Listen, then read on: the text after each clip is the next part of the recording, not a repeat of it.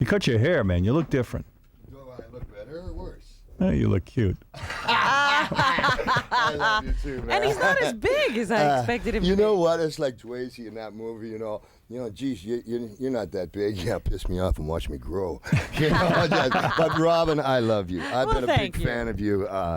I'm a big fan. Thanks, of you. Rowdy. God bless you. You still going by Rowdy or no? Roddy. The Rowdy was just, nothing was premeditated in my career. I didn't come up with a name. I came fifth in the world playing the bagpipes. First time I fought professionally, the pipe band played me in the ring, and my first name is Roderick. The announcer just knew that. He didn't know I was a substitute.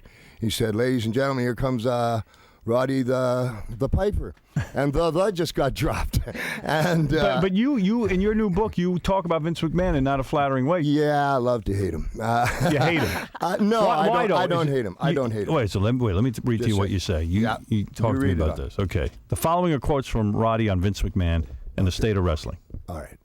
I want to get wrestling back on track. What Vince McMahon forgets is he didn't make wrestling, his dad did. Mm-hmm. And that's true. His father started the whole, wrestling business. I think maybe even his grandfather. Right. So what is it that he's doing wrong? What do you mean get back to? I'm not a purist. Right. I have kids. I love my kids. That's why I live for them. So you turn on the wrestling, and he's got the Vince McMahon Kiss My Ass Club. And as he pulls the back of his pants down, he wiggles his bum cheeks, and he says, "Look, my ass even does tricks." I thought to myself, hell, I've known that for 30 years. This guy. And then, the thing with, it's true what they're doing to these guys. So you hate the fact. Okay. But isn't the WWF always about theatrics, and isn't it about shocking, and isn't it about, but you're saying the storylines used to be better, more broad? No, first of all, there were no storylines. I've never had a storyline in my life. You never handed a script when you were a wrestler? There's one time in the WCW, a referee came with a fax to me and said, "You get into the ring, the referee calls us together, he gives instructions, and rings the bell." What the hell did you think was going to happen? Yeah, Until the bell rings, I can't make no money. But that was the only script that you got. I threw it back at the guy. No, the art of wrestling is... but you always knew ahead of time who would win and stuff. The only thing that was known was they wanted a common ending, whatever that was. How you got there, that's the magic of the wrestler. That was up to you to be spontaneous. Yeah, that's where the improv comes. There's too much scripting and too much acting? Absolutely. Wrestler, as in New York said to me when I did They Live, if you ever thought wrestling was acting, you're wrong. Yeah. Now, why don't you start your own wrestling? What happened to you? I mean, you were big in the What happened to me? you were doing your own show. You were like the Kiner's Corner of wrestling.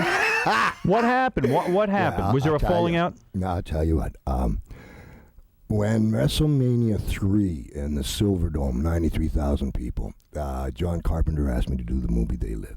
And Vince McMahon Jr. got mad at me because he said, "I'll have another movie for you in 4 weeks." I said, "Not with John Carpenter directing it." Right. So he sent a message via my lawyer that Hulk Hogan and Vince McMahon are the only true blue WWFers. The falling out really occurred when you got offered your movie. Yes, and sir. Vince said to you, "Don't do the movie. I'll put you in a movie." Yes, sir. Because you didn't comply with that, Yes, sir. you fell out of favor. Exactly. And so, therefore, you become persona non grata. You can't come back to WWF. No, go away, leave at your own chosen speed, but go faster, Rod. Did you say to Vince, "Listen, Vince, I just want to do the film. I love the WWF. I want to talk rationally here. I don't want to be out," but he would not hear you? Yes, and also 2 or 3 days ago, I FedExed a book to Vince, and as nice a letter as I could put, saying this to him, capsulized: "Vince, I don't want anything from you. Your league, you're way off." I got to make it real plain that I was the sickest of them all. Okay. You seem like a crazy guy. Quite frankly. No. I don't think it's an act with you. I don't think you took your medication today. I think you're. Are you on any medication? Do you have to take medicine? No.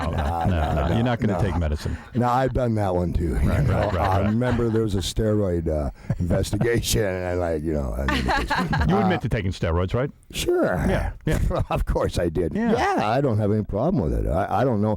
One of the things the government used to do in those steroid things is testosterone. They put, "This does not enhance athletic ability." This is your government jerking with the kids. Right. Well, we knew it did.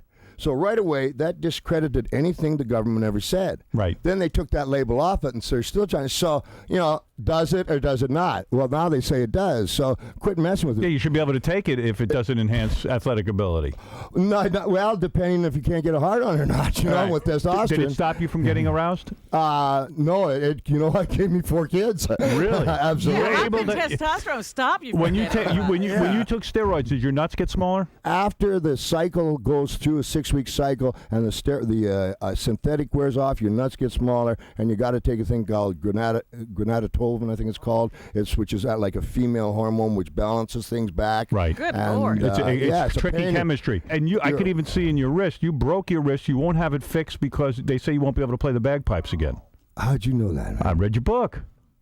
You did, man? Yeah. Honest to God, if anybody's going to give me an honest God, what'd you think? It's really honest. It's good. You know, I did it from my memory and from my heart. So the point is, when it comes to wrestling and Vince McMahon, you'd like to see a loosening up of the strings where every word isn't scripted, where Vince isn't in charge of everything. I told you I sent Vince a book, and in the note it says basically this: clean up the sexual part, and I'll get you right back on track with the wrestling. I don't have no problem with you. If you don't, then I officially declare that wrestling is dead.